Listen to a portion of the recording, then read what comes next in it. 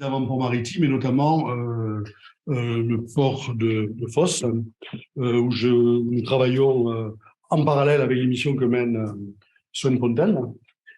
Et bien sûr, au large de Sainte-Marie-la-Mer, où nous avons d'abord découvert, recensé des épaves modernes, en tout cas post-médiévales et modernes, et puis ensuite sont apparues des épaves antiques, moins bien conservées, mais très nombreuses. Aujourd'hui, on est à près de 60 épaves antiques qui se retrouvent dans un mouchoir de poche à l'échelle de la Camargue, au niveau de Sainte-Marie-la-Mer, sans doute en face d'une ancienne embouchure du Rhône que ces bateaux s'apprêtaient à franchir. Donc, c'est de cela que je vais vous parler. Donc, en effet, au départ, dans les années 80, les premières épaves qui nous sont livrées par les plongeurs, par les pêcheurs, sont des bateaux post-médiévaux et modernes. On en a aujourd'hui 60, 70 à peu près. Là, la carte est incomplète, mais vous voyez, toutes ces épaves s'échelonnent sur l'ensemble de ce littoral camarguais. Donc, Camargue provençale, Camargue gardoise, en gros du golfe d'Aigues-Mortes au golfe de Fos, plus précisément du Gros-du-Roi à Port-Saint-Louis-du-Rhône, et ça représente environ 100 kilomètres de côte sablonneuse. Et il s'agit de vaisseaux hollandais, anglo-hollandais du XVIIe siècle jusqu'au début du XXe siècle. Voilà. Alors, ce sont des épaves intéressantes parce que on a pour un certain nombre d'entre elles les archives qui résument les conditions du sinistre, du naufrage, et on se rend compte le plus souvent que ce sont des bateaux qui se sont échoués à quelques centaines de mètres du littoral. Donc le mobilier d'ailleurs qui a pu être récupéré sur ces épaves est présenté aujourd'hui dans un musée dont je vous parlerai, le musée des Sainte-Marie-de-la-Mer. En tout cas, c'est vrai que ces épaves nous intéressent pour l'étude en fait du système d'échouage qu'on peut reporter, qu'on peut finalement comment dire créditer aussi pour les épaves antiques, nous le verrons. Par contre, on a un répertoire de 435 naufrages dans ce secteur. Donc, vous voyez, il y a encore beaucoup d'épaves à retrouver pour ces périodes modernes.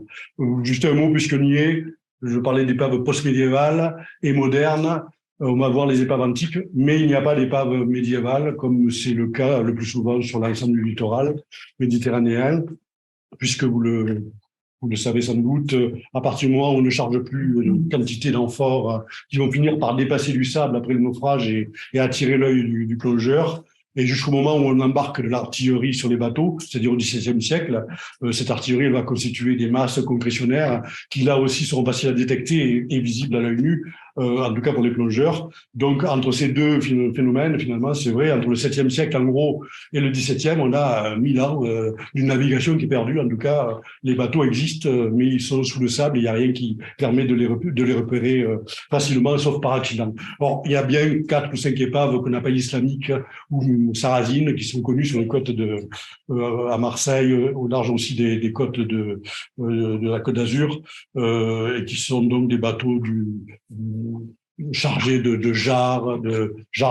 sarrasines qui, à nouveau, effectivement, là, eh bien, permettent d'être repérés facilement grâce à ces containers imputrescibles qui restent à la surface du sédiment. Alors, si on a un si grand nombre d'épaves, finalement, dans un point donné, je vous parlais d'un mouchoir de poche à l'échelle de la Camargue, c'est parce qu'elle se situe devant un axe très emprunté dans l'Antiquité, qui est l'axe Rhône-Saône. Dans l'Antiquité, vous verrez d'ailleurs que ces épaves sont principalement datées du 1er siècle après Jésus-Christ, pour l'essentiel d'entre elles, on verra pourquoi. Et donc, c'est une période où la mer est pacifiée, c'est le Mare Nostrum, donc les marchandises peuvent voyager d'une province à l'autre, et même d'une mer à l'autre, en passant effectivement par l'axe Rhône-Saône, qui permet à des bateaux de remonter par des voies de halage, parce qu'il est compliqué de remonter à la voile, bien sûr, sur les fleuves, et donc qui permet de remonter sur 800 km et ensuite d'arriver vers l'Europe du Nord. Ce qu'on sait en tout cas de ces embouchures qui sont empruntées par ces divers bateaux pour suivre cet axe Rhône-Saône, eh bien, elles sont au nombre de 3. sans doute en tout cas à l'époque qui nous intéresse, au 1er siècle. On les retrouve sur cette carte que vous connaissez, hein, bien sûr, une carte médiévale qui reprend donc un itinéraire d'époque théodosienne, la carte Pöttingen, où on voit effectivement la cité d'Arles avec cette patte d'oie, donc la division en 3 branches au-dessus de la ville. On est sans doute au niveau du seuil de terrain où il y a des enrochements qui permettent là au fleuve de bifurquer et de se diviser. À peu près donc à 15 km au-dessus de la ville. Ces 3 embouchures, enfin ces 3 bras du fleuve sont connus aussi par les textes anciens. Alors je renvoie à Strabon, je renvoie à Pline, qui les nomme. Donc il y a l'Ostium Hispaniensis à l'ouest, donc c'est la branche du Rhône qui mène à Aigues-Mortes, qu'on appelle le Rhône d'Albaron, le Rhône d'Aladel, le Rhône du Péquet. Il y a la branche orientale qui mène vers Fosse, qui s'appelle l'Ostium Massiliensis, alors c'est donc l'estuaire des Marseillais, et le nom de la branche médiane qui nous intéresse, c'est là que se trouve finalement à son embouchure la ville actuelle de Sainte-Marie-la-Mer, c'est l'Ostium Metapinum, sans doute du nom d'un peuple local, et c'est cette embouchure qui est sans doute parmi ces 3-là la plus utilisée. On retrouve aussi, sans doute, ce même dispositif des 3 branches du Rhône, même si on a prêté cette représentation aux embouchures du Nil, sans doute plutôt la ville d'Arles. Nous sommes dans la station 27, sur le portique nord du forum des corporations, en Ostie, et ce qui est représenté principalement au-delà du fleuve, c'est le pont de bateau qui est schématisé avec 3 barques, mais qui était donc un ouvrage très connu à l'époque antique. Jusqu'au 8e siècle, on parle du pont de bateau d'Arles. Alors c'est pas toujours le même puisque la soie a été emportée, mais donc on retrouve ici cette même configuration des 3 embouchures du fleuve durant l'Antiquité.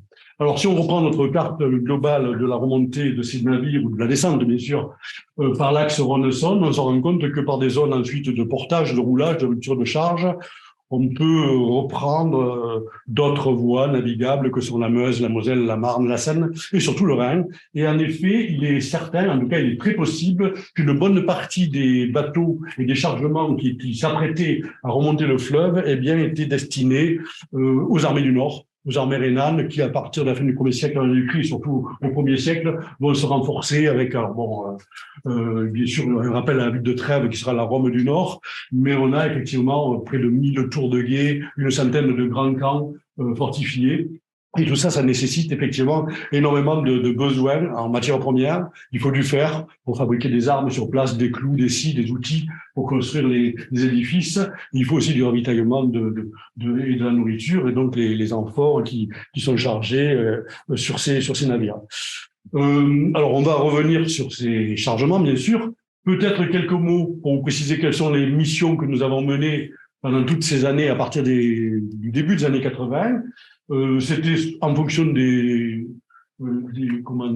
objectifs de fouille et des budgets, soit des missions de très courte durée, des petites expertises, des plongées de contrôle à partir d'un Zodiac ou d'une barge, ou parfois des missions un peu plus lourdes, alors avec l'Archéonaute pendant de nombreuses années, que vous voyez en haut à gauche, un bateau du DRASM, donc le département des recherches archéologiques subaquatiques et sous-marines, qui est basé à Marseille, qui est aussi décentralisé. Un bateau de 30 mètres qui a été remplacé par l'André Malraux, qu'on voit en dessous, qui fait plus de 40 mètres. On pouvait aussi louer, selon le cas, des navires support, comme le Brézan ici, que connaît bien Oscar, puisqu'on a plongé ensemble partie de ces bateaux. Et puis, plus récemment, l'usage du Triton, qui est aussi un bateau du DRASM de 15 mètres de long. Donc voilà, en gros, les supports de fouille pour ces opérations, s'agissant soit de simple expertise, je vous le disais, d'opérations de sondage ou de fouilles programmées un peu plus importantes, alors avec des équipes de 5-6 personnes, ou alors carrément des équipes de 30 personnes en tenant compte des gens qui restent à terre pour étudier le mobilier, pour les mentorier, etc. Le problème que nous avons dans ce secteur, c'est un peu comme dans le Rhône à Arles, c'est-à-dire un problème d'abord de visibilité. C'est effectivement le rôle de ces plongeurs, des archéologues, c'est, comme vous le savez, de capturer un maximum d'informations sur les objets, de retrouver les relations qui unissent ces objets entre eux, à savoir est-ce que c'est une épave dont on ne voit pas le bois, dont le chargement est dispersé, est-ce que c'est une zone de mouillage, est-ce que c'est une zone portuaire, bref. Et le problème, c'est que évidemment, on n'y voit pas grand-chose parce qu'il y a énormément de particules. Même parfois, la mer est relativement claire, la colonne d'eau est limpide, et puis on arrive au dernier mètre, à l'endroit où on doit travailler, et là, on a un mètre de boue, de bouillasse en suspension. C'est vrai que c'est une zone où il y a les eaux du Rhône, puisqu'on a le petit Rhône qui transporte pas beaucoup de sédiments, c'est vrai, mais on a le grand Rhône qui est pas très loin, donc on est prisonnier entre les deux embouchures actuelles du fleuve. Il y a aussi la houle qui est fréquente, beaucoup de coups de mer, donc cette houle, elle persiste après les tempêtes et elle met du temps je dirais, à faire reposer les particules. Autre problème dans ce secteur, qu'on n'a pas dans le Rhône, là pour le coup, ce sont les chaluts, les filets. Le plus souvent, c'est les filets de chaluts qui recouvrent systématiquement toutes les épaves. Les chalutiers ne passent plus aujourd'hui dans le secteur parce qu'ils ont un mouchard qui donc enregistre leur route. Et c'est vrai que ces épaves sont dans la zone interdite, en principe, à la pêche, au chalutage. Ils sont à l'intérieur des 3000 nautiques, mais il était courant dans les années 80 que les chalutiers, après une journée de pêche, ou plusieurs journées de pêche, lorsqu'ils rentraient principalement au Grau-du-Roi, qui est le grand port de chalut du secteur, rentrent en terre au niveau des Saintes pour slalomer entre les épaves. Alors pas pour essayer d'attraper des enfants ou des objets historiques, mais plutôt parce que chaque épave est un véritable vivier naturel. Et donc, le jeu, c'était d'essayer naturellement de capter du poisson qui, en général, se cache et se nourrit sur ces épaves. Donc, des filets qu'il faut démêler, qu'il faut découper en évitant de s'accrocher. C'est pas toujours très simple. Ça ajoute au danger. Alors, après, il faut aussi mettre des gants parce qu'on a vite fait de se faire pincer, alors, soit par un homard, soit mordre par des congues. Bref, voilà. C'est un milieu assez hostile parce qu'on n'y voit pas grand-chose, mais surtout, il faut faire attention où on met les mains. Alors, à côté de ça, on verra qu'effectivement, malgré tout, c'est très, très riche. Et cette embouchure, cet ostium metapinum, qui va s'appeler au XIIe siècle, à l'époque médiévale, le Rhône de Saint-Ferréol, les archéologues terrestres du service régional d'archéologie PACA en connaissent bien le tracé avec les géomorphologues, notamment Claude Vella, avec lequel on travaille, puisque vous voyez que ce tracé en pointillé ici, qui part au sud d'Arles, voilà, se dessine un certain nombre de méandres, qui passe au nord de l'étang du Vaccarès, pour descendre ensuite à l'ouest et déboucher. Alors là, on perd à peu près sa trace dans cet étang de l'impérial, là, mais à partir d'ici, au sud de l'étang du Vaccarès jusqu'à Arles, on a effectivement son tracé qui est balisé par carottage, mais aussi parce qu'en fait, on a des installations romaines, des installations antiques qui marquent en fait le passage des bateaux. Et ce sont, on va le voir sur des bassins à salaison, ce sont des sépultures, ce sont des auberges, ce sont des dépôts, des zones de dépôt, des zones de magasins, des sépultures, etc. Sur plusieurs sites qui ont été fouillés et examinés par donc les archéologues terrestres.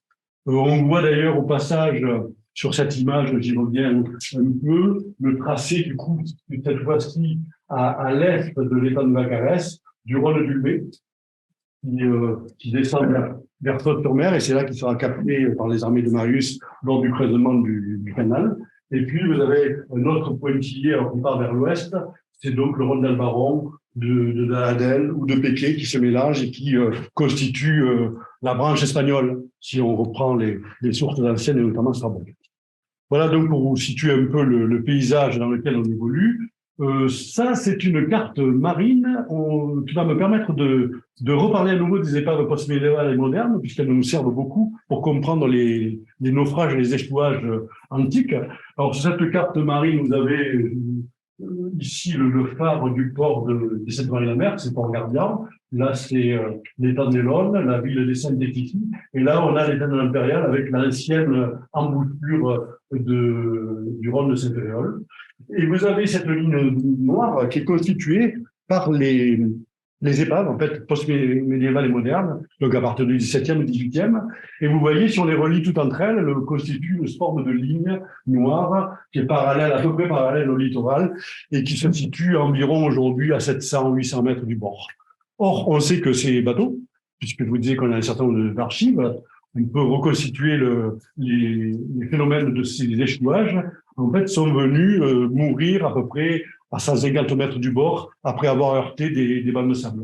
Donc, on peut considérer qu'en effet, ces épaves modernes, post-médiévales et modernes, se situent à peu près entre 150 et 300 mètres du bord, et que donc, depuis ces périodes-là, on voit bien qu'il y a le recul assez marqué du littoral actuel.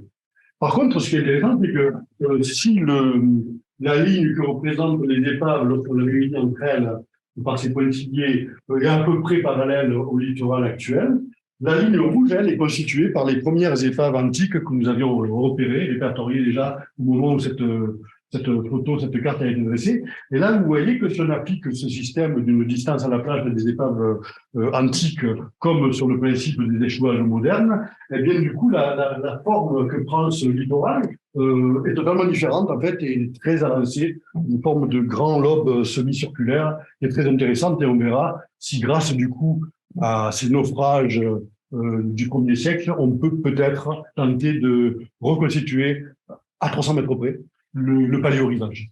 Alors, quelles sont les causes de ces naufrages à toutes les époques? Puisqu'en fait, on va comparer des bateaux du XVIIe à des bateaux romains, mais en gros, le système de propulsion, c'est la voile. C'est pas le même type de voile, bien sûr, mais ce sont des bateaux à la voile qui font à peu près entre 20 et 30 mètres de long, donc qui vont rencontrer sur ce littoral à peu près les mêmes difficultés.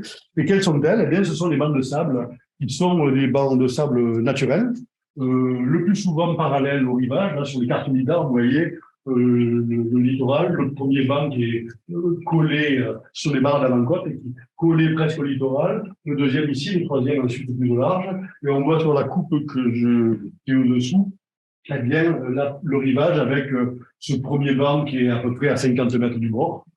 Tous les baigneurs au Seine-Marie de la mer le connaissent, puisqu'en fait, quand on arrive à 50 mètres du bord, on a de moins en moins d'eau, en fait, l'eau arrive à la taille. Il y a à peu près 1,20 m d'eau. Ensuite, on a le deuxième banc qui est à peu près à 100 mètres, en gros, avec 1,50 m d'eau au-dessus. Et puis, après une cadoule de 7 mètres de profondeur, puisque là, c'est le courant Ligure qui chasse le sable vers l'ouest, vers Espiguette. Eh bien, on a le dernier banc, le banc le plus au large, qui a environ à 300 mètres de distance du rivage, et qui a à peu près 2,50 m d'eau au-dessus de ce banc. Donc, ce sont des bancs d'environ 10 à 15 mètres de large. Donc, il faut imaginer que par forte tempête, vous avez des creux de 3 mètres, ça arrive.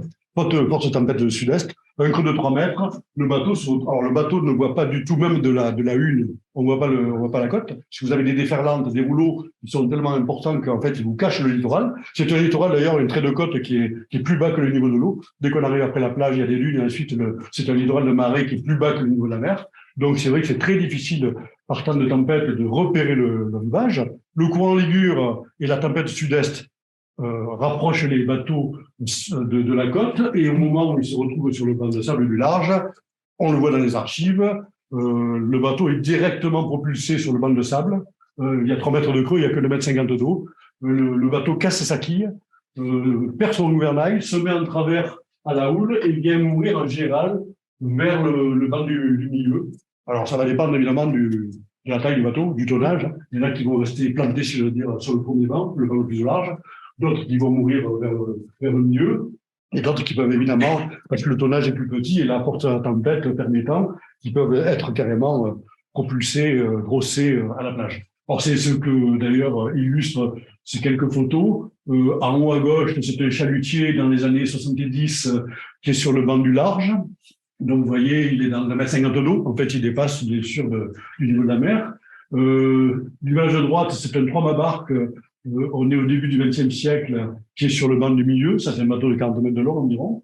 Un petit brigantin. Alors, ça, c'est des photos de Carnot de la fin du XIXe siècle. Un petit brigantin qui est sur le premier banc, en fait, donc à peu près à 50-60 mètres du bord. Et puis, je vous disais, lorsque à nouveau dans les années 70, petit bateau de pêche, petit chalutier, là, tempête très forte, un tonnage plus réduit, le bateau est carrément jeté en plage.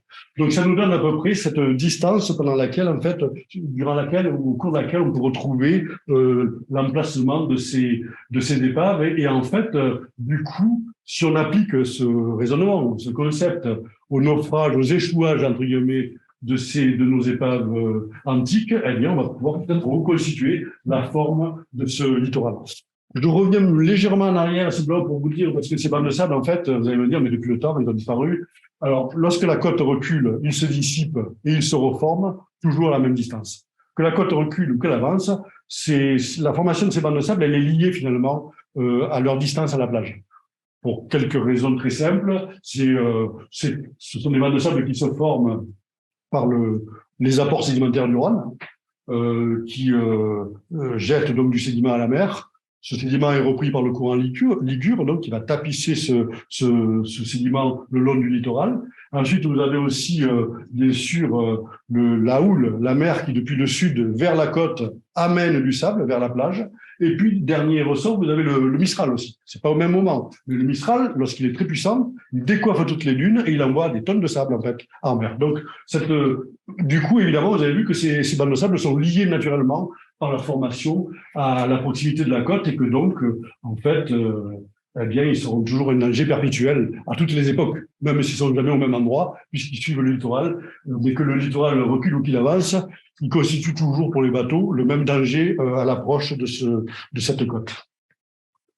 Donc, cette forme de lobe circulaire, c'est celle que pourraient nous donner finalement les épaves antiques que nous avons recensées dans ce secteur. Alors, cette carte du paléorivage, à travers la position des épaves antiques, elle a évolué depuis toutes ces années. Bien sûr, au début, on avait une dizaine d'épaves. Ensuite, on a commencé à avoir une vingtaine d'épaves. Et là, la forme de lobe s'est précisée de plus en plus, vous voyez. Donc, l'intérieur de ce lobe, ça fait à peu près entre 900 et 1000 hectares. Là, vous avez des gros, évidemment, dans les zones où nous n'avons pas d'épaves, on considère que c'est effectivement la zone où le Rhône s'est coulé. La barre alluviale la plus compliquée à passer pour les bateaux, c'est celle-ci. C'est l'endroit où le Rhône se heurte finalement à la mer. C'est là qu'en général, il y a toujours du dépôt et que donc, aux basses eaux, à toutes les périodes, on a 1,50 m, 1,60 m d'eau, donc c'est pas beaucoup. Il faut avoir un tirant d'eau très faible pour pouvoir passer. Alors que là, le passage est au moins de 3 mètres et que donc, les bateaux, à toutes les époques, pouvaient effectivement chercher à pénétrer à l'intérieur de entre guillemets, de ce lagon pour y trouver, je dirais, au moins pour la nuit, un abri naturel. Aujourd'hui, cette carte des épaves, c'est considérablement complexifié. La preuve, c'est qu'aujourd'hui, vous voyez, et encore là, on a trouvé des épaves depuis, des épaves antiques nouvelles. Vous avez donc un ensemble d'épaves qui sont soit des changements d'amphore, d'objets en bronze, des coques vides, des lames de cuivre, de l'étain, du fer, France d'habitat, des laisses de bateau, des blocs de marbre, des blocs taillés, et puis en poétier jaune, ce sont les cordons, alors virtuels évidemment, qui sont restitués par la forme de ces, en tout cas par la forme que donne à ce littoral nos épaves. Donc ici, une sorte de grand îlot exondé, en forme de lobe. Ici aussi, le passage du fleuve. Et là, finalement, alors c'était très dense, c'est très compliqué pour nous, grâce à la collaboration avec les morphologues, on commence à reconnaître la formation de divers cordons successifs pendant le 1er siècle après Jésus-Christ. Puisqu'on y est, pourquoi 1er siècle après Jésus-Christ? En fait, il y a de la navigation dès le 6e avant, il y en a encore au 6e après. En réalité, c'est une zone tellement dégradante, en fait, difficile pour la conservation du patrimoine et des épaves, que les bateaux, je dirais, relativement légers, du chargement d'amphore, par exemple, sont dégradés très vite. Il faut imaginer, les chargements d'amphore, en fait, ils sont dans 3 mètres d'eau. Donc, les tempêtes successives vont recouvrir et découvrir le bois. Donc, le bois va être attaqué à plusieurs reprises par les vers xylophages, comme c'est souvent le cas. D'autre part, le bois va finalement finir par disparaître, être emporté. Le chargement n'est plus ceinturé, il est libre, et ces amphores, elles vont se promener dans la nature, c'est-à-dire on les retrouve en plage, elles sont transportées sur des centaines de mètres, elles roulent, elles sont éclatées, et en même temps, les chalutiers, dans les années 80, donc 2000 ans plus tard, finissent d'aplanir et d'effacer ce qui est resté.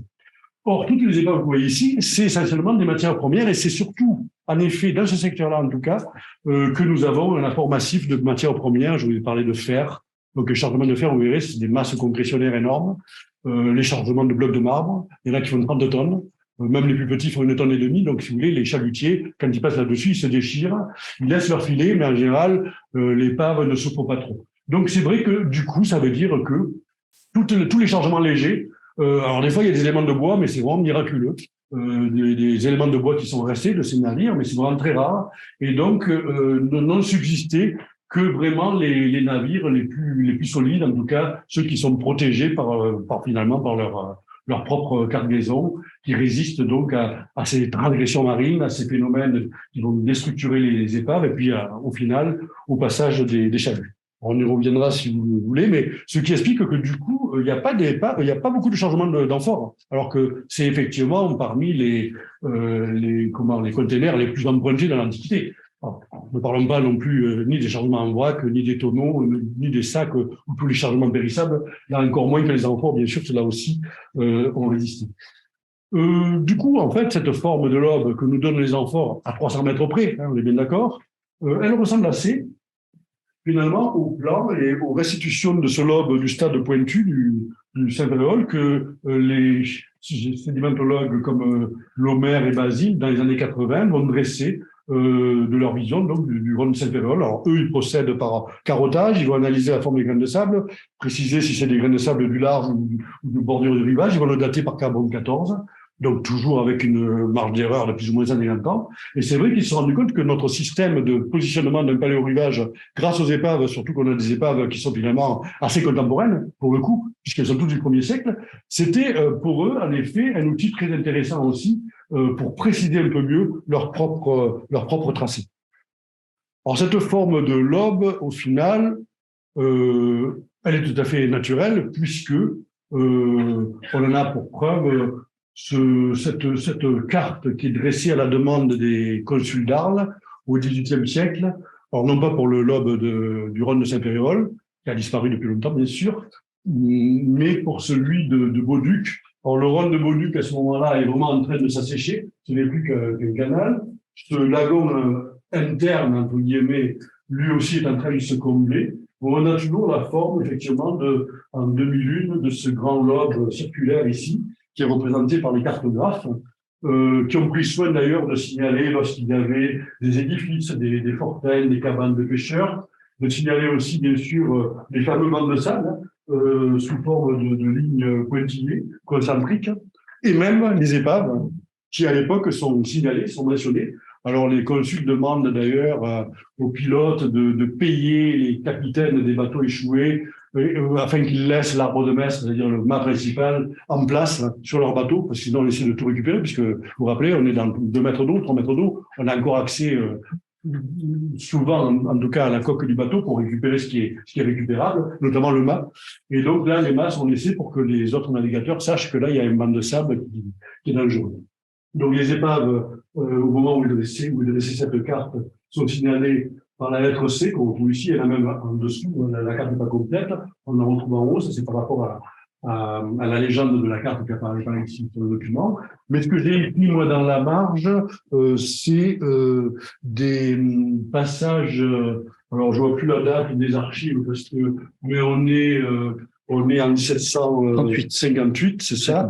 Oui, c'est ça. Où en fait, il est précisé que la grande montille exondée ici du golfe de Bauduc sert d'abri naturel au bateau. Alors là, il n'y a pas de port, il n'y a pas d'intérêt à rentrer dans cet espace pour aller pénétrer l'intérieur du pays. Mais en fait, ce sont des bateaux qui naviguent d'est à ouest, dans les deux sens, et qui ont besoin de se mettre à l'abri la nuit. Et donc, en effet, ils peuvent pénétrer à l'intérieur ici et passer toute la nuit au calme, même si c'est en tempête. Et donc, il s'agit de barques locales, de navires hauturiers nombreux, des penques, des tartanes, des galiotes, des chevecs, des semots, des alèges, des navires catalans, génois, maltais, majorcains. Vous voyez, on a toute une multitude de navires entre 15 et 30 mètres de long qui peuvent accéder finalement à ces espaces naturels pour se mettre à l'abri au moins l'espace d'une nuit, le temps aussi que la tempête se calme. Donc, je pense que ce type de carte-là illustre tout à fait, finalement, le lobe antique du Rhône de Saint-Péréol, avec la possibilité aussi, à cette époque-là, d'utiliser un mouillage forain et un mouillage naturel, et pourquoi pas des aménagements ponctuels ou pérennes qui ont pu être installés, alors peut-être pas en dur, on peut imaginer peut-être des appontements en bois, ça c'est ce que nous verrons par la suite. Alors du coup, si on reprend avec l'aide des géologues, géomorphologues et géographes et des fouilleurs du service régional d'archéologie, la vision globale de la Camargue à l'époque antique, eh bien effectivement, on a ce lobe avancé ici du golfe du Rhône de Saint-Péréol. Et puis on a à peu près une ligne droite qui rejoint le golfe de France ici, avec sans doute ici une partie qui devrait être un peu plus avancée encore en mer, puisque c'est le débouché du Rond-du-Lumet. Donc le Rond-du-Lumet correspond au gras des Marseillais, donc à l'ostium massiensis de Pline, si vous voulez. Et pour ceux qui connaissent la Camargue, donc là, nous sommes dans un secteur qui correspond à la manade des Marquises ou au mas du Grand Badon. Donc toute cette partie du golfe de Beauduc et de la région de Port-Saint-Louis va être construite beaucoup plus tard. Au moment où, effectivement, d'ailleurs, cet espace-là, lui, va être complètement arasé. Et d'ailleurs, sur cette carte, on voit peut-être on peut peut-être plus comprendre plus facilement que le lien entre le Rond-du-Lumet et donc le Rond des Marseillais et le port de Fos, par le canal Marius, pourrait tout à fait passer, en tout cas c'est une piste, bien sûr, par le marais des Vigueras, du Viguera, et c'est par là que les chercheurs aujourd'hui tentent de retrouver les traces de ce fossé, de ce canal. Alors là, vous avez du coup une vue du port actuel des Saintes-Maries de la Mer, Port Gardien, avec les Tendellonnes, pour la petite ville des Saintes. Donc le débouché de ce Rhône de Saint-Féréol au gros de la Fourcade, il est un peu à l'est ici de la ville, donc on sort de la photo. Et lors de ces recherches, dans les années 2006, on est donc là à l'intérieur du lagon, si vous n'êtes pas sur les épaves. Je parlerai du coup plus en détail des épaves après avoir évoqué l'intérieur du lagon. Là, on avait repéré, donc dans 9 mètres d'eau à peu près, un certain nombre de blocs de pierre au milieu ou à côté d'un énorme dépotoir portuaire qui était essentiellement constitué d'amphores, assez peu de vaisselle, donc plutôt en effet l'image d'une zone de rupture de charge amphorique en tout cas, pour ce qu'il en reste. En effet, dans ce secteur, on a un certain nombre de blocs épars. Bon, c'est pas vraiment des alignements, puisqu'en réalité, tout ça a été tellement déstructuré. En plus, les chalutiers sont passés par là, donc on pu déplacer des pierres. Mais on a un certain nombre de pierres qui constituent des groupes. Donc, si vous voulez, sur cette image, on voit un peu mieux l'entrée de Port-Gardien. Vous avez ce grand groupe ici de pierres disparates, et puis un autre ici qui s'est un peu plus enrichi depuis. Donc, avec un passage, sans doute, entre les deux, assez large. On voit un peu mieux ici, le passage se situerait, donc vous avez l'entrée du port et le passage ici en zone pénitentiaire avec cette zone de blocs. Ici, il y a un seul bloc, mais depuis, ça s'est enrichi de nouveaux éléments. Donc, on essaie de traduire, de comprendre comment pouvait, en effet, fonctionner ce chenal d'entrée et de sortie du fleuve. Et ce qui est intéressant, c'est que parmi ces blocs de pierre, certains sont creusés, sont détourés, sont équipés d'un orifice central d'environ 20-25 cm. Ce sont des blocs qui mesurent 80-90 cm de côté et qui rappellent tout à fait d'autres blocs identiques, en tout cas très proches, avec le même taille parfois d'orifice, mais qui sont cette fois-ci beaucoup mieux conservés, inclus encore dans de la maçonnerie, dans une zone portuaire toute proche, c'est celle de Fos-sur-Mer, où là, effectivement, on n'a pas eu ces phénomènes de transgression marine très importants qui ont déstructuré tous les édifices sur place. Et donc, on a pu, je parle des fouilles faites dans les années 80 par Jean-Marie Gassin, Bertrand Mallier, et depuis peu, Swan Fontaine à nouveau, et Marie-Brigitte Carre. Et donc, ces édifices ont pu être reconstitués, en tout cas assimilés, peut-être à des navalias, donc des hangars à bateaux. François Salvia pense effectivement qu'il peut s'agir de hangars à bateaux. Il pense même à la taille des navires grecs qui rentraient parfaitement dans ce type d'édifice. Cela dit, on peut aussi imaginer qu'il s'agissait tout simplement de magasins d'Auréa, puisqu'on a retrouvé aussi des fragments de lèvres de Dolia dans le secteur. En tout cas, il faut imaginer des constructions légères, lagunaires, avec juste une semelle, une fondation en semelle et des blocs qui servent tout bêtement, tout simplement de support à des pieux, donc des colonnades de pieux de bois, et puis sans doute des cloisons ensuite qui vont être obturées à l'aide de pisés, à l'aide de chaumes ou de briques crues. En tout cas, ça fait partie des possibilités si on voulait que ces édifices soient clôturés. Du coup, en effet, si on compare nos pierres et qu'on les assimile finalement au système de construction des édifices qui ont été retrouvés à Fos, on peut imaginer une embouchure qui était équipée d'édifices et pourquoi pas de magasins. Alors ça, c'est un dessin de Jean-Marie Gassin, pour ceux qui connaissent cet architecte naval, qui est aussi un très grand illustrateur. Je pense que cette vision qu'il a donnée de l'embouchure du Rhône de Saint-Féréol est même réduite, puisque je vous parlais d'un lobe qui fait au moins 900 hectares. Il s'est appuyé sur les textes anciens, notamment évidemment Strabon, qui évoque les tours de garde, les tours de guet qui sont mises en place par les Grecs de Marseille à l'époque, et même des phares. Et ce qui est intéressant, c'est que dans ce secteur-là a été découverte dans les années 1985 une tête de l'empereur Auguste, que vous voyez ici, qui est présentée au musée d'Arles, dont un des côtés est très mutilé par les lithopages, l'autre un peu mieux conservé, bon, qui se rapporte à la représentation du prince dans le type prima porte, et qu'on avait imaginé faire partie du chargement d'un bateau, donc sorti des ateliers de l'URSS pour une commande spéciale dans une ville de province. Et bon, un bateau qui est échoué et qui est dans la nécessité de s'alléger. Or, il se trouve qu'en reprenant le dossier de découverte par un pêcheur et des plongées aussitôt faites sur cette zone, au moment de la découverte, en fait, cette tête d'Auguste, elle est au milieu de pierres, de fragments de Lolia et de fragments d'enfants.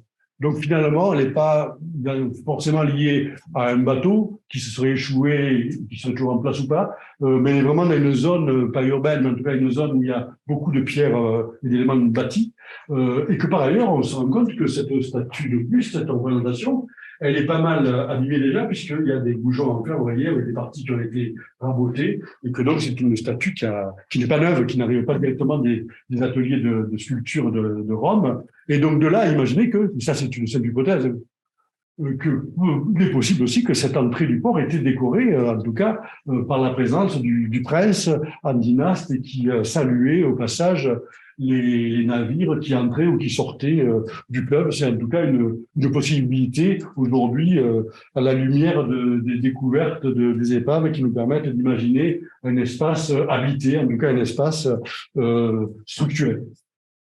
D'ailleurs, il y a énormément d'objets en bronze de qualité, dont une bonne partie est présentée au musée d'Arles, d'autres le sont déjà au tout nouveau musée des Seine-Marie-la-Mer, parce que presque chaque année, on a des découvertes nouvelles, à tel point d'ailleurs qu'on avait pensé à un temps qu'il s'agissait d'un chargement d'objets en bronze pour le recyclage, qui était à l'est, immédiatement à la sortie à l'est des Seine-Marie-la-Mer. Et puis on s'est rendu compte depuis qu'on en a trouvé nous-mêmes en fouillant dans le dépotoir portuaire, que d'autres pêcheurs en ont amené et disaient qu'ils avaient trouvé un peu partout devant la ville des Saintes. Donc en fait, il y en a partout des objets en bronze, il y en a une très grande quantité. Des objets de qualité, donc vous voyez des anses décorées de vases en bronze, des statuettes, ici une représentation d'Héraclès au sanglier d'Érimante, bon bref, des lampes, des pieds de trépied, il y en a plusieurs, il y a donc plusieurs trépieds qui servaient à supporter un bassin avec des pulcras, des accoudoirs de lit. Bon bref, on est face à des gens relativement aisés, qui représentent des populations romaines ou au moins romanisées, et qui devaient vivre sur place. Sinon, tous ces objets, évidemment, ne seraient pas là. Donc, il faut imaginer peut-être une très forte activité portuaire avec un espace habité et peut-être aussi des gens qui sont là à la manœuvre et qui sont finalement qui se sont enrichis grâce au contrôle de ce commerce et à l'enrichissement que les taxes pouvaient apporter. Quoi qu'il en soit, pour l'instant, on est toujours dans les hypothèses, mais ce qu'il y a de sûr, c'est que nous avons sur la plainte d'une statue de Neptune que nous avons découverte en 2007 dans le fleuve, nous avons une inscription qui est très intéressante, qui est reprise par un autre élément, une stèle qui a été trouvée à côté de la statue de Neptune. En gros, ce qu'il faut souligner de la dédicace sur la plainte, c'est que cette statue a été offerte donc à la Majesté sacrée des trois princes, donc c'est Septime Sévère et ses deux fils. Donc on est à tout début du IIIe siècle, on doit être en 211, mais aussi en l'honneur des Lénon Clary. Alors, il est écrit Lénon Clary, mais pour avoir travaillé, collaboré avec les spécialistes, c'est le rotacisme duel. On a l'air qui roule. Et donc, les Lénon Clary, par contre, ils sont connus à Rome, bien sûr, puisque c'est une corporation de bateliers qui donc pilotent des navires fluviaux maritimes et qui sont chargés d'aller alléger en fait les gros navires qui ne peuvent pas remonter le Tibre. Et donc, ce qui veut dire qu'on a aussi à Arles la même corporation et donc la possibilité de voir des bateaux qui descendent de la ville pour venir justement décharger dans cet avant-port les gros bateaux de mer qui ne peuvent pas remonter le fleuve.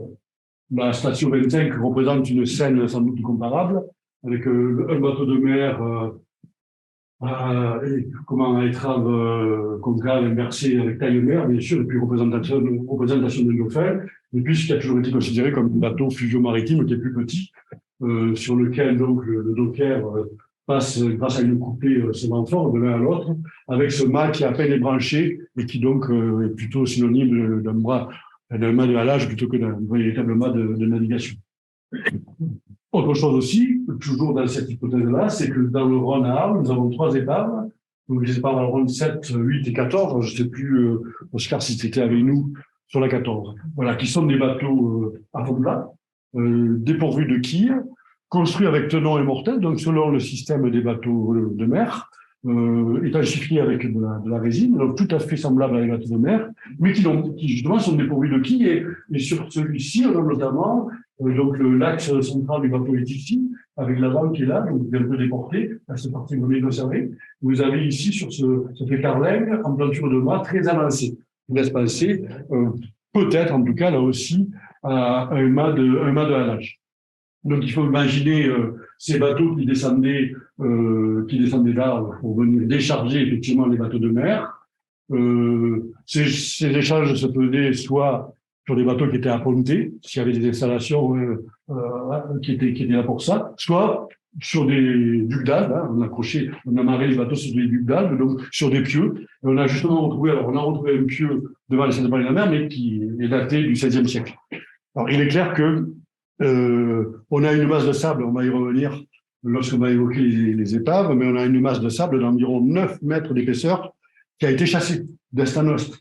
C'est-à-dire qu'aujourd'hui, les épaves qui étaient dans 3 mètres d'eau, elles sont grosso modo dans 15 mètres d'eau. Parfois, jusqu'à 17 mètres évidemment, selon qu'elles sont au bout du lobe ou un peu plus près du littoral, la profondeur n'était pas la même, à l'époque antique déjà. Mais c'est vrai qu'aujourd'hui, on a perdu quand même entre 7 et 10 mètres de sable qui sont venus enrichir à l'ouest du littoral l'Espiguette, donc transporté par le courant Ligure, et on a cette perte de sédiments qui est constante en fait, encore aujourd'hui bien sûr. Voilà, donc ce qui explique que si le sable s'en va, on se retrouve directement sur le limon quaternaire, donc une sorte d'argile, de glaise très impénétrable en fait, si je veux dire, et sur lesquels les bateaux vont se caler après avoir descendu finalement au cours des siècles, au fur et à mesure que le sable s'échappait au-dessous d'eux. Donc ils sont un peu à l'aplomb de la position qu'ils occupaient lors de l'échouage, mais avec 9 mètres de sédiments en moins, en gros c'est ça. Voilà. Alors évidemment, est-ce qu'il y avait toujours une très bonne adéquation entre le commerce maritime et l'envoi de ces bateliers depuis Arles pour récupérer les cargaisons? C'est jamais vraiment le cas, puisqu'il y a toujours une période de navigation qui est pas forcément celle qui est la meilleure pour descendre le Rhône. Il y a beaucoup de crues. Pendant 5-6 mois de l'année, sur un spécialiste, le Rhône n'était pas navigable, d'où la nécessité, peut-être, là encore c'est une hypothèse, de devoir libérer ces bateaux de mer en attendant que les bateliers arrivent depuis Arles, et donc pour les libérer, eh bien, de déstocker les bateaux et de constituer des magasins de stockage en attendant. Ça, c'est une des possibilités qui pourrait rentrer dans ce système portuaire des Sainte-Marie-la-Mer. En tout cas, à côté des blocs de pierre éparpillés dont je vous ai parlé, on a la présence d'un très riche dépotoir. On va voir même qu'il y a plusieurs dépotoirs, mais le plus connu, on l'appelle SM0, puisque toutes les épaves ont un nom de SM1 à SM60. Donc, ce dépotoir, c'est SM0. Puis, il y a un deuxième dépotoir qui est plus près du littoral, plus près du bord aujourd'hui, au niveau de la fourcade de la plage Est. Et ces deux dépotoirs présentent en effet une richesse tout aussi accrue d'un côté que de l'autre. Il s'agit en effet d'une couche de mobilier, toute époque confondue, sous 70 cm de sable, ça dépend encore des saisons. et qui repose très vite sur cette glaise du quaternaire qui constitue, selon les géomorphologues, le fond de base des étangs du quaternaire. Donc un très riche dépotoir que nous avons fouillé pendant 4-5 ans. Alors, en gros, on le retrouve donc ici les zones qui ont été fouillées, zone 1, zone 4, zone 9. Par exemple, vous avez le détail de la zone 5, B1 à B4, A1 à A4 ici. Donc chaque fois, évidemment, on va relever la position des éléments. Alors, les éléments que l'on arrive à identifier, parce qu'il y a énormément de tessons qui sont complètement dénaturés par ce long séjour marin, attaqués par les lithophages, dénaturés, ils ont perdu leur couleur. Donc, franchement, on a des fois énormément de temps à passer pour savoir si ce petit fragment de panse, il est massaliette ou il est tarraconèse. Même le mica doré des enfants marseillais a disparu. Voilà, donc le travail a été effectué sur un petit nombre de carrés, grosso modo 120 mètres carrés de fouille, sur un quadrilatère qui est le plus riche dans ce secteur, qui représente à peu près 2000 mètres carrés, sachant que sur les 900 hectares de ce vaste espace portuaire virtuel qui a disparu aujourd'hui, eh bien, il y a encore beaucoup d'objets éparpillés. Là, on a une zone très dense, on n'a fouillé qu'une petite partie. Donc, sur l'ensemble des milliers de tessons, on a pu retenir un peu moins de 2000 objets qui sont recensés au final aujourd'hui. À nouveau, cette carte qui représente, vous voyez, donc pour mieux vous imprégner de la géographie de ces vestiges, les zones qui ont été fouillées, les zones de blocs ici. Ici, vous avez une série de jets d'encre qui sont à peu près à 200 mètres de notre dépotoir. Donc, une série de jets d'encre et de plombs de sonde que vous voyez ici, représentés en marge de ce plan. Et on peut imaginer, en effet, qu'on avait des zones de blocs avec, pourquoi pas, donc des magasins, des zones de dépotoirs très riches avec lesquelles nous avons établi des sondages, et puis, 200 mètres plus loin, des zones où les bateaux sont soit sur des appontements, soit sur des ducs d'Albe, soit directement à l'ancre. C'est en tout cas une possibilité de reconstituer l'activité portuaire dans ce secteur. En tout cas, il est clair que on sent bien qu'il y a une très forte vocation portuaire dans cet espace. Et puis ensuite, vous avez toutes les épaves qui, elles, marquent les cordons successifs au cours du 1er siècle après Jésus-Christ. Alors, comme il y a des plongeurs parmi vous, et que vous serez peut-être amenés, si ce n'est déjà le cas, à participer ou à diriger des chantiers, quelques aspects techniques. On envoie des plongeurs, prospection, on repère soit des blocs, soit des zones intéressantes, assez riches. On prend le point GPS sur la bouée qui balise en surface la zone. Ensuite, on va installer un carroyage, donc l'effet de filière classique avec des fers à béton, le décamètre pour que nos carrés soient quand même le plus carré possible, ce qui n'est pas toujours facile à réaliser. Utilisation de ce qu'on appelle des sucteurs, donc des sortes d'aspirateurs hydrauliques qui marchent avec un effet Venturi, donc qui sont actionnés par des motopompes en surface. Donc on aspire de l'eau d'un côté et puis on la rejette de l'autre. Je crois qu'on a des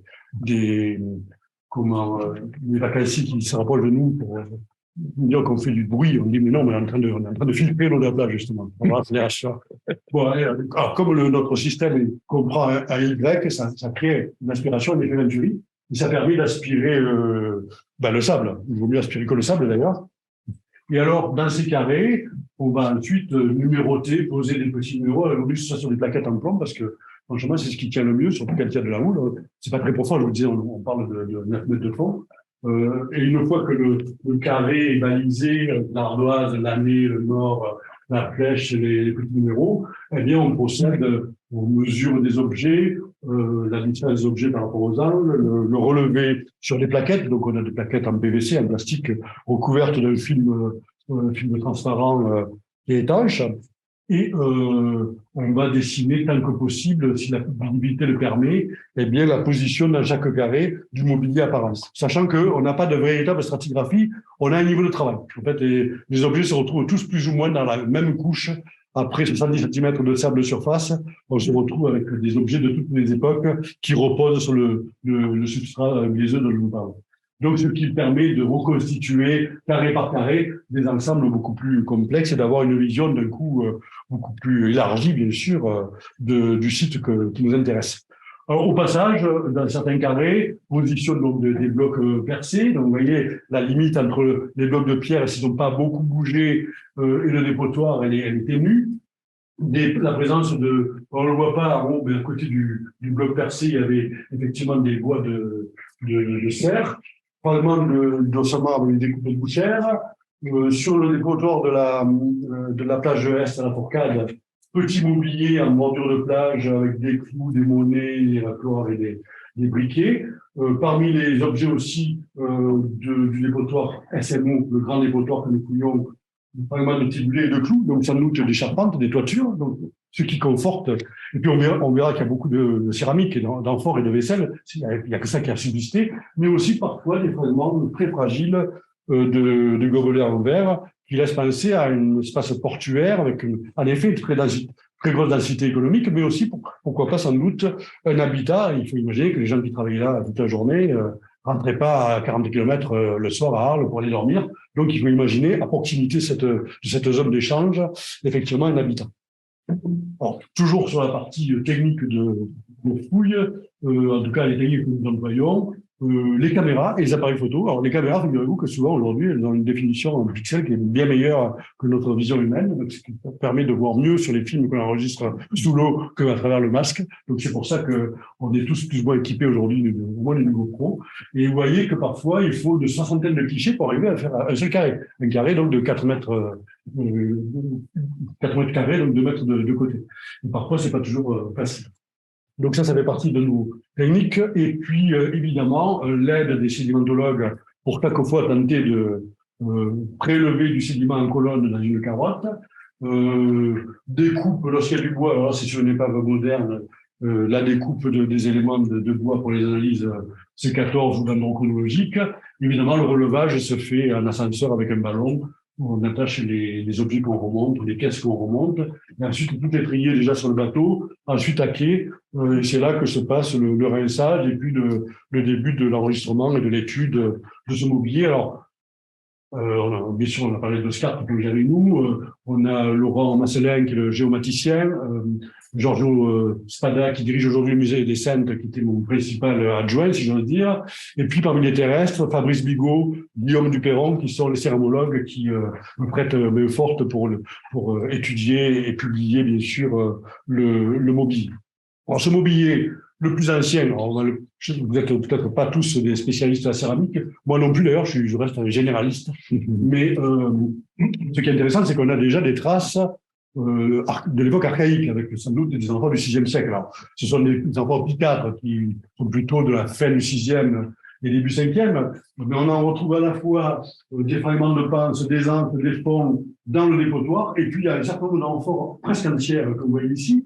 Il y en a davantage d'ailleurs, il y a que ces trois-là dont vous avez la représentation, qui ont été trouvés par des pêcheurs et des plongeurs entre les sédiments de la mer et le Grelurant. Donc là, on a sans doute la présence d'étrusques, et on sait que, par loin évidemment des sédiments de la mer, on a le site de Latte, qui est occupé sans doute par des étrusques, des courtiers étrusques qui y sont installés, peut-être après des liens de mariage. Bon, je renvoie aux études de Michel Pie et de son équipe, puisqu'on a retrouvé des vases avec des inscriptions étrusques sur ces vases au niveau de Latte, un site étrusque qui va être détruit autour de 500 par les Grecs de Marseille, où effectivement ils nourrissent une très forte rivalité. Les Grecs de Marseille qui sont aussi installés par loin, finalement à Arles et qui doivent voir d'un mauvais œil la présence de ces courtiers étrusques si près de leur base. Alors après, je sais qu'on retrouve des épaves avec des amphores massaliettes, mais aussi des amphores étrusques. Alors, qui reconduit, transporte des amphores étrusques? Est-ce que c'est les Grecs de Marseille? Est-ce que c'est les Étrusques eux-mêmes? Voilà, l'épave de Beauporté, c'est un bateau massaliette avec du matériel de bord à Pataclé à massaliette. Et puis, on a des amphores étrusques aussi. Donc, il y a une redistribution aussi du vin étrusque, sans pour autant que les étrusques soient présents, je dirais, physiquement. Mais pour le coup, les amphores massaliettes, elles représentent sur les, grosso modo, 2000 objets, 7% au moins du pourcentage avec les amphores les plus anciennes. Alors, on n'est pas au début du sixième, on est sans doute plutôt au milieu du sixième pour préciser, avec les amphores Bertucci 1, moins nombreuses, et surtout une grande quantité de Bertucci 2 avec les lèvres à facettes, fortement micacées. Ensuite, on arrive au IVe siècle avec aussi une forte présence des amphores Bertucci 4, parfois avec des inscriptions grecques. Et ça termine finalement avec les dernières productions d'amphores à vin de Marseille, à la fin du troisième, début second, avec des Bertucci 5, l'une d'ailleurs qui a encore gardé son bouchon. Et cela associé à la céramique grecque de redistribution, sans doute, ici, des vases à vernis noir, ainsi que des mortiers massaliettes, et puis des vases à pâte claire, qui donc émaillent toutes les productions grecques de Marseille depuis le sixième jusqu'autour de 200, puisque c'est à partir sans doute de 200 que les Marseillais continuent à faire du vin, mais ne produisent plus visiblement d'amphores de commerce. Par contre, à cette époque-là, on voit arriver en masse, bien sûr, dans ce secteur, les amphores gréco-italiques de la première moitié, même des amphores proto-gréco-italiques qu'on voyait en gauche du IIIe siècle, peut-être même plus anciennes, et puis ensuite, bien sûr, toute la catégorie des amphores italiennes qui vont se décliner pendant tout le second et le premier siècle, c'est-à-dire les gréco-italiques, et puis à partir des années 130 peut-être, les fameuses Dressel 1A, Dressel 1C, dont certains ont encore gardé des bouchons imprimés, associés, toujours le binôme céramique campanienne pour le coup, avec les amphores Dressel 1A, céramique ancienne, campanienne ancienne, quand je dis ancienne, donc du début du second, et puis des céramiques campaniennes beaucoup plus tardives. Et ensuite, eh bien, les céramiques communes italiques et les amphores de Salomé avec un certain nombre de marques là qui représentent aussi un pourcentage assez élevé de l'ensemble de notre mobilier et qui marque donc le commerce depuis l'Italie jusqu'en gros au milieu ou dans le troisième quart du premier siècle avant Jésus-Christ. Ensuite, arrivent évidemment des productions d'Espagne. À partir du changement d'air et même un peu avant, on a les premiers amphores de Bétique associés même à des céramiques à parois fines. On a des productions sud-gauloises, bien sûr, avec des sigillés italiques et sigillés sud-gauloises. Apparaissent à l'époque flavienne les amphores gauloises qui sont très nombreuses. À la fin du 1er siècle, le vin italien dans les Forni-Boboli. Bien sûr, toujours la même catégorie des amphores de Tarraconaise pour le vin, des amphores de Pasquale, des amphores de 7 de 4, qui sont bien présentes. Après le deuxième siècle, le courant s'inverse. Les produits de Bétique, notamment les salaisons, sont remplacés plutôt par les produits originaires d'Afrique. La Bétique continue à expédier de l'huile, mais on le voit grossir à partir de la fin du second jusqu'à la fin de l'Antiquité, les productions africaines, associées d'ailleurs à des céramiques africaines de table, à des céramiques culinaires africaines et orientales, et à l'arrivée aussi d'amphores vinaires orientales. Donc on a finalement, si vous voulez bien, sans trop détailler, grosso modo, tous les grands courants des produits du milieu du sixième avant jusqu'au sans doute au début du sixième après, ce qui marque ici une densité assez importante, ininterrompue dans cet espace portuaire.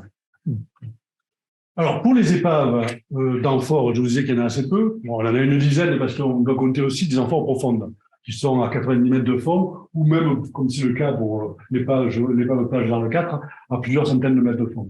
Mais sinon, parmi les seuls qu'on a non pas vraiment recensés, mais qui paraissent homogènes, on a effectivement une épave d'amphore de Céline recensée par un club de spéléologues nîmois dans les années 60, qui est l'épave Ouest Sainte-Marie numéro 1, et puis l'épave SN19, avec des amphores quai MB, donc des amphores du IVe siècle, sans doute plutôt l'italienne ou plutôt africaine, je pense. Voilà.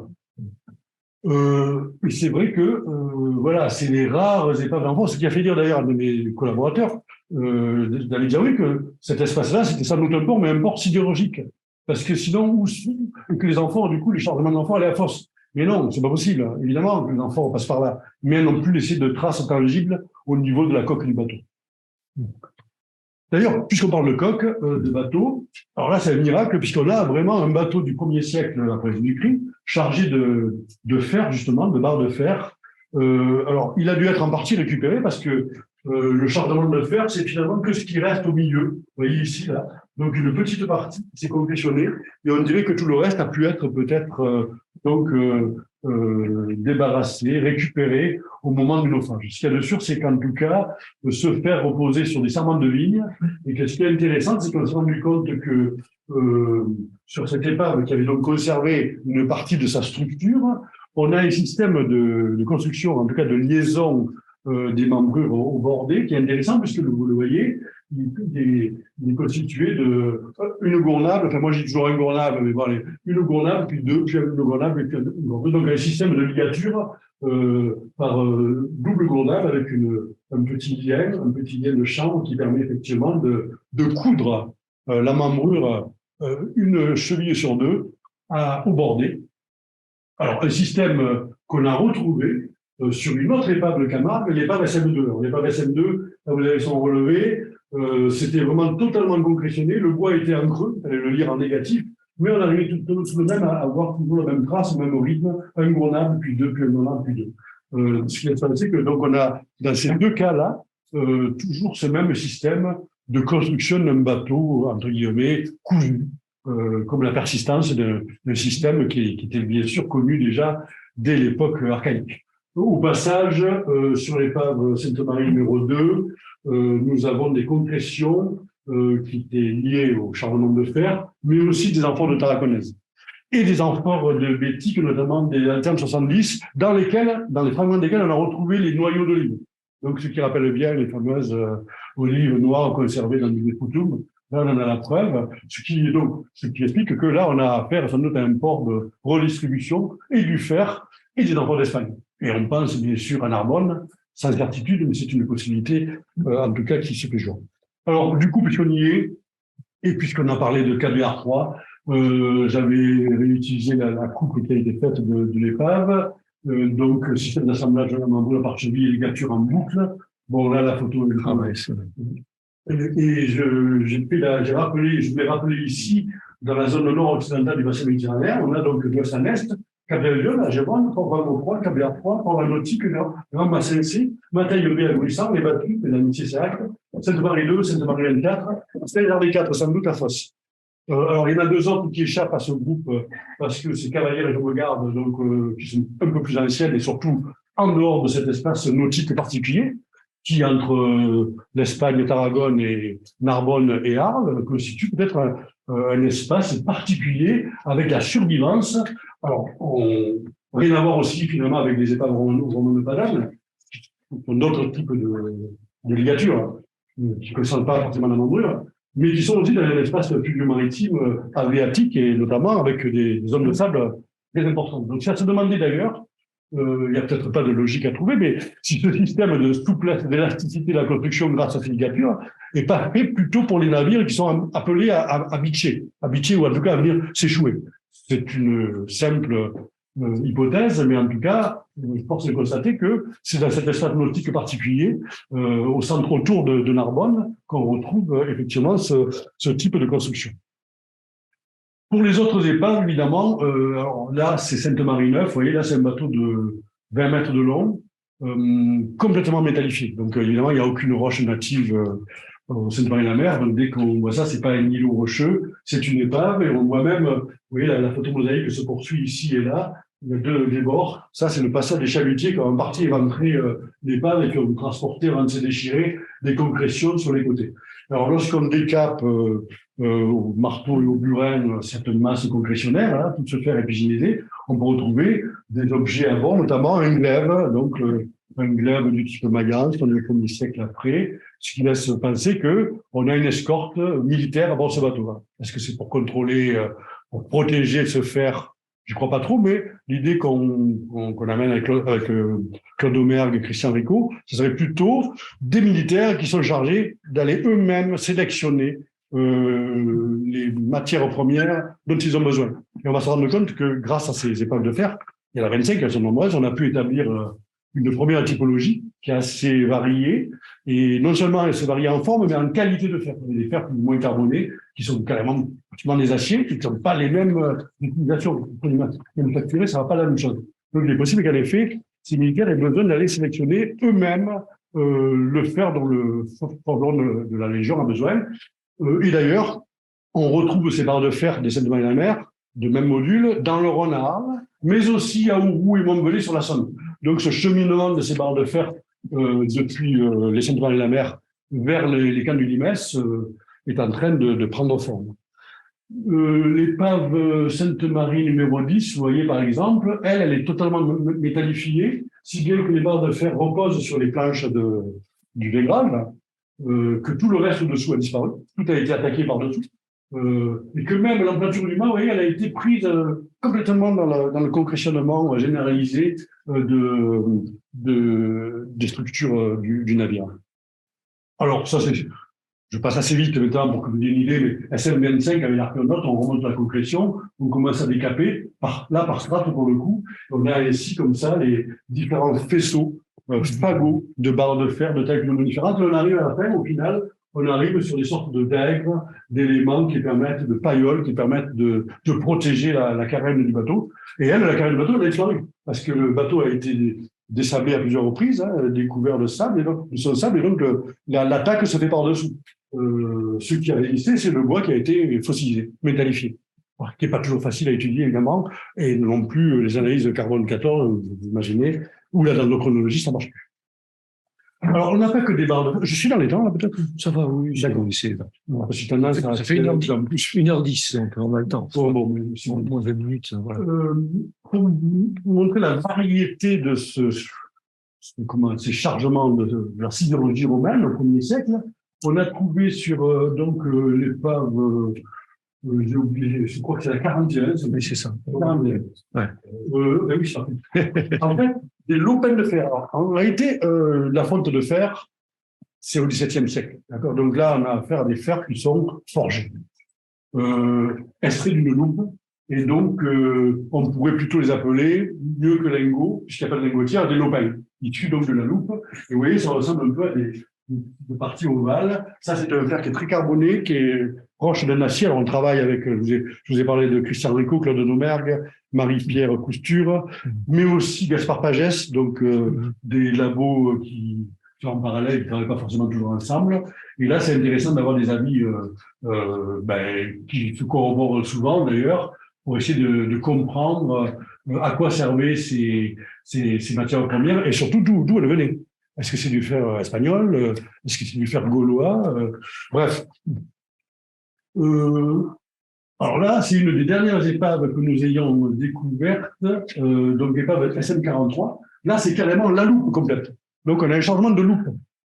C'est plus des lopins extraits de la loupe, c'est la loupe complète, apparemment, qui est très acérée aussi, et qui est là étudiée par Gaspard Pagès. Alors, ce qui est intéressant, c'est que sur cette épave, ce qui en restait, on avait des pesons de filets en pierre. Alors, je voulais vous les montrer parce que, là encore, ce sont des hypothèses, bien sûr, mais ce sont des pesons de filets en pierre, de 15 cm de diamètre, en gros, avec un oriffice de 7 cm. On a même des cols de Dresselwein avec des parties aplaties, qui ont peut-être été réutilisées comme pesons de filet. Ils ont à peu près la même taille, le même orifice, et qui permettaient effectivement de faire rouler la ralingue du filet pour ramener les poissons. C'est Oppien, les halieutiques, qui dit notamment qu'on pêche le thon avec des grands filets au large des embouchures, devant les embouchures de la Camargue. Et alors, du coup, c'est vrai qu'en réfléchissant avec Gérald de Savon, que Oscar connaît bien, qui est un pêcheur, qui est notre chef plongeur, mais qui est un pêcheur aussi, il me disait qu'en effet, sur ce bas-relief, on a finalement, on a toujours cru voir, on a glosé sur la présence de vases de céramique sud-gauloise dans les filets, mais c'est pas la meilleure moyenne pour conserver intact à travers la traversée ces vases-là. Du coup, si on restitue, c'est là que le pêcheur, là, ce sont des bottes qui sont portées sur adodome. Ça, c'est un filet, par rapport au volume, ça fait à peu près 100 mètres de long. Il y a 2 filets de 100 mètres de long. Ça pèse 30 kilos. Il me dit, il y a une dizaine de pesons, on a des pesons à 3 kilos, donc il y a 30 kilos de pesons. Donc là, ces bonhommes, ils ont entre 50 et 60 kilos sur le dos, ce qui est possible, et du coup, ils montent des filets sur un bateau.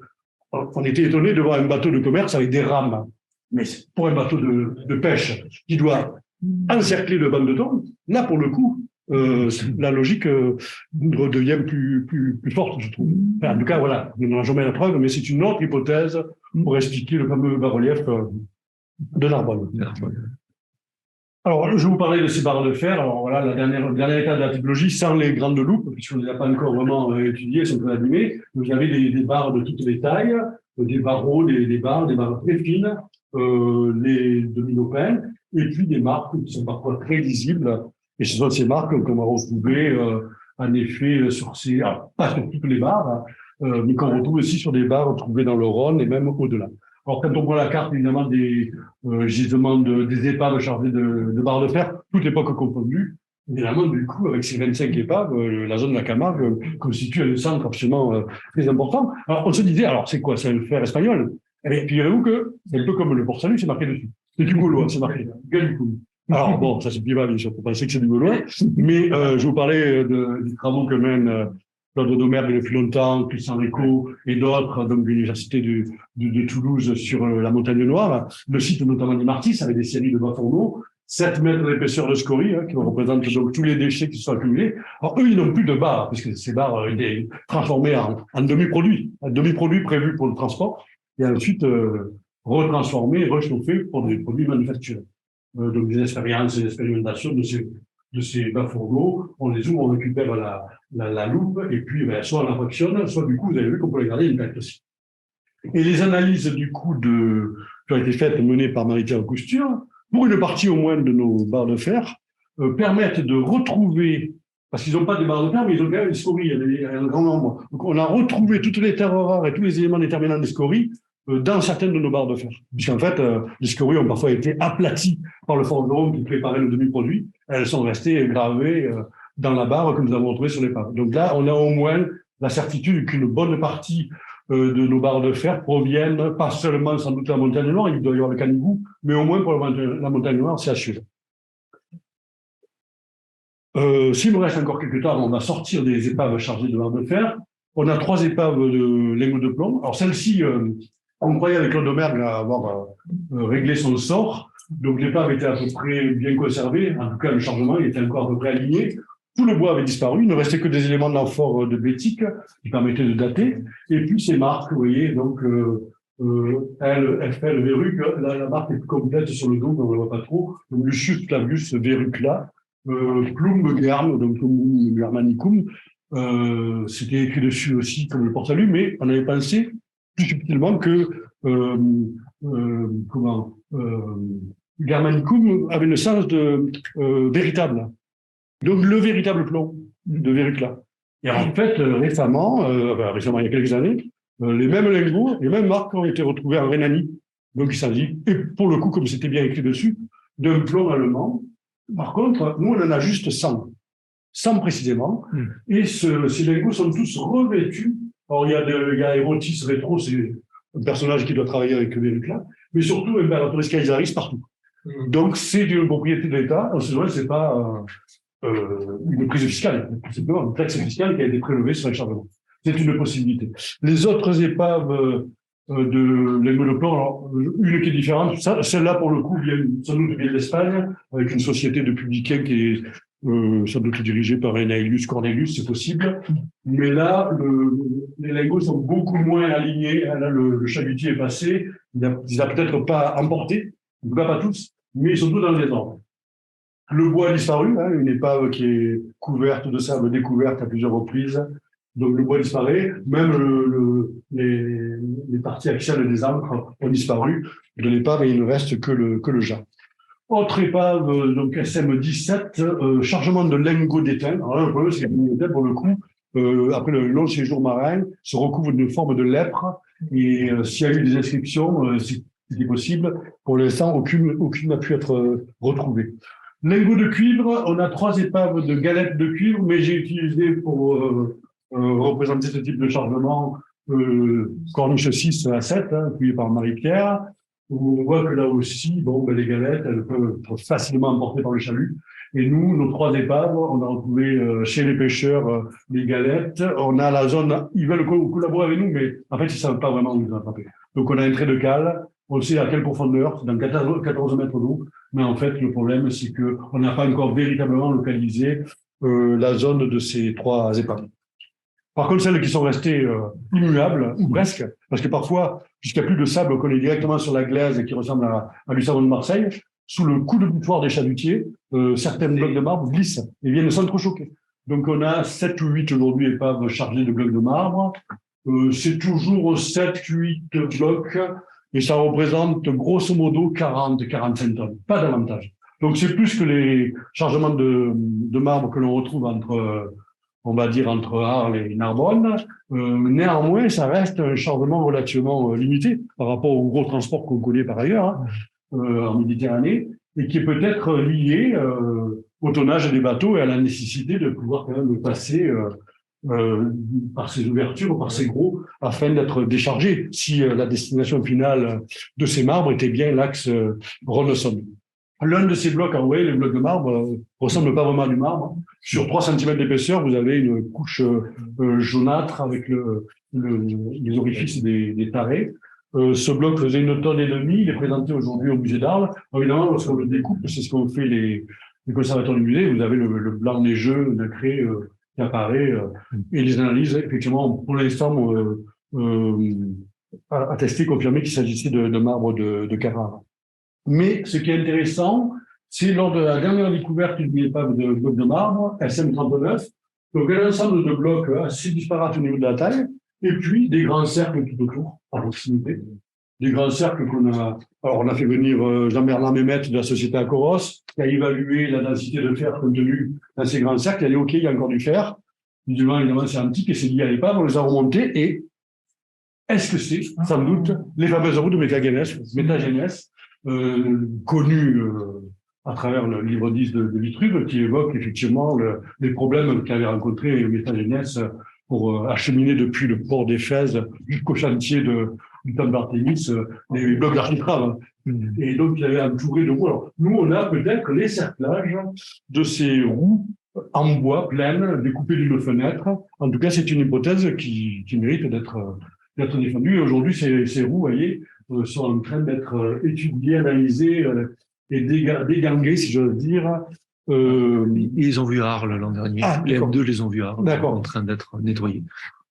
Alors, du coup, pour terminer, je suis dans les temps. Alors là, c'était un cours d'installation, une salle au rez-de-chaussée consacrée entièrement à l'Antiquité et aux épaves antiques, une autre à l'étage à tous ces bateaux post-médiévaux et modernes dont je vous ai parlé, c'est carrément pirate des Caraïbes. Et on termine par l'espace Varoncelli, un homme qui tournait le dos à la mer, mais pas tant que ça, puisque finalement, on arrive à trouver la clé pour passer d'un monde à l'autre. Donc, je vous invite bien sûr à aller visiter ce musée, même si c'est pas à côté. Il faut 2h30 de route, je pense. Et pour terminer, alors le livre, on en a fait la promotion, mais surtout, Guillaume Duperron, sous la direction de Stéphane Mondet et de Mathieu Clou, Arles et Lyon, Porphyro d'Empire romain, le commerce de l'action daniel, 1er siècle avant, 7e siècle après. Il reprend toutes les données chiffrées de nos amphores, de nos céramiques, trouvées aussi dans cet espace que je considère volontiers comme étant l'un des avant-ports maritimes d'Arles. Ben voilà, je vous remercie.